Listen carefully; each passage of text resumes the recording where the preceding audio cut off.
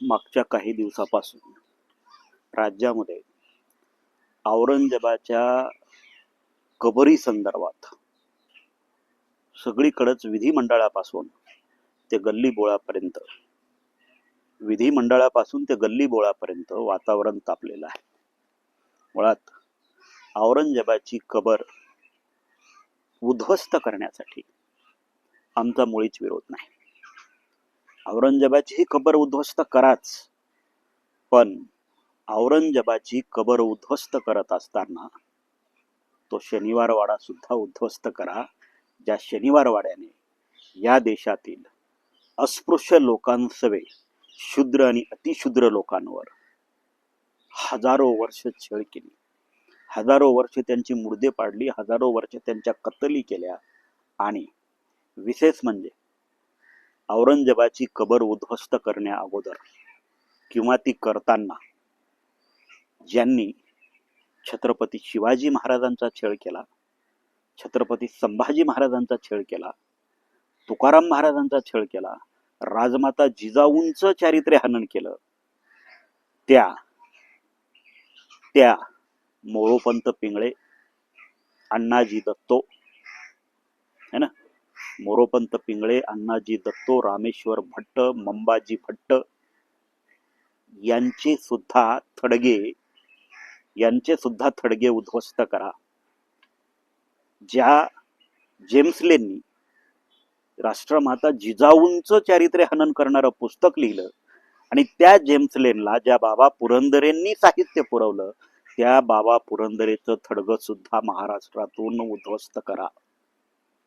त्याचबरोबर हे सगळं ब्राह्मणेतर लोकांना संपवण्याचं षडयंत्र, ब्राह्मणेतर शासकांना संपवण्याचं षडयंत्र ज्या शनिवार वाड्याच्या पिल्लावळींनी केलं, आणि तो शनिवार वाडा आजही तिथे जिवंत आहे, तोही पहिला बारूद लावून उडवून द्या आणि खुशाल औरंगजेबाच्या कबरीला बारूद लावून उडवून द्या. म्हणजे ना रहेगा बास ना बजेगी बासरी. एकदाच जे काय आहे ते होऊन जाऊ द्या. एकांगी इतिहास सांगून, एकांगी लोकांची डोके भडकवून समाजात वातावरण बिघडवण्यापेक्षा एकदाच जो काय आहे तो निर्णय होऊन जाऊ द्या. शनिवार वाडाही उद्ध्वस्त करून टाका आणि मंबाजी आणि औरंगजेबाची कबरही उद्ध्वस्त करून टाका. म्हणजे इतिहासातून हे जे चारित्र्य आहेत, जे लोकशाहीसाठी घातक आहेत, हे कायमची उद्ध्वस्त केली जातील. नुसतं औरंगजेबाला उद्ध्वस्त करून जमणार नाही, तिथं औरंगजेबाची निर्मिती करणाऱ्या लोकांना सुद्धा उद्ध्वस्त करावं लागेल. औरंगजेब जरी फिजिकली राज्य करत असला तरी त्याच्या मृत्यूच्या नंतर त्याच्याबद्दल जे खोटं लिखाण करण्यात आलेलं आहे, त्या खोटं लिखाण करणाऱ्यांना सुद्धा, त्यांनी लिहिलेल्या पुस्तकांना सुद्धा, त्यांनी लिहिलेल्या कथा, कादंबऱ्या, बखरी ह्या सुद्धा एकदा शनिवार वाड्याच्या चौकात आणून शनिवार वाड्यासह बारूद लावून उडवून देऊन टाका. म्हणजे इतिहासामध्ये चाललेला जो काही चिखलफेकीचा धंदा आहे हा बंद होईल आणि महाराष्ट्राचा संपूर्ण देश सुखात नांदेल. तुम्हाला छत्रपती शिवाजी महाराजांचा छळ केलेले, छत्रपती संभाजी महाराजांचा छळ केलेले, राष्ट्रसंत तुकोबा महाराजांची हत्या केलेले, जिजाऊंची बदनामी केलेले लोक चालतात है ना, ते लोक चालतात. पण शासक म्हणून औरंगजेब चालत नाही, तसा तो आम्हालाही चालत नाही, जसे तुम्ही सुद्धा आम्हाला चालत नाही. त्यामुळं फक्त औरंगजेबाची कबर उद्ध्वस्त करून चालणार नाही, तर औरंगजेबासोबत छत्रपती शिवाजी महाराजांचा छळ करणारे, छत्रपती संभाजी महाराजांचा छळ करणारे, शिवाजी महाराजांचं स्वराज्य संपुष्टात आणून तिथं पेशवाई उदयास आणणारे, त्या शनिवार वाड्याला सुद्धा उद्ध्वस्त करून टाका. एकदा का तो शनिवार वाडा उद्ध्वस्त झाला की देशामधला जो इतिहास आहे तो समतोल प्रमाणामध्ये लिहायला पुन्हा सुरुवात करा.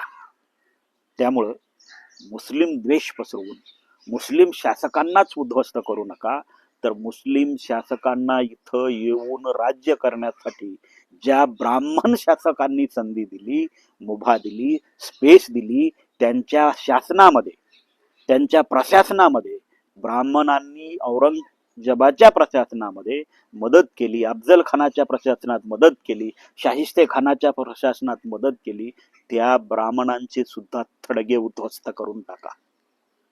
अफजल खानाला मदत करणाऱ्या कृष्णा भास्कर कुलकर्णीचं सुद्धा थडगं उद्ध्वस्त करून टाका. अफजल खानाचं तर करूनच टाका, पण कृष्णा भास्कर कुलकर्णीला पण सोडू नका. त्याचप्रमाणे मंबाजी भट, रामेश्वर भट, मोरोपंत पिंगळे, अण्णाजी दत्तो यांना सुद्धा सोडू नका.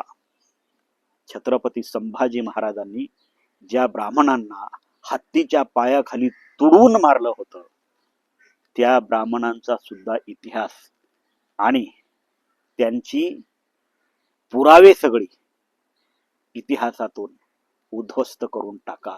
म्हणजेच औरंगजेबाची कबर पाडण्याआधी शनिवारवाडा उद्ध्वस्त करा. म्हणजे ना रहेगा बास ना बजेगी बासरी.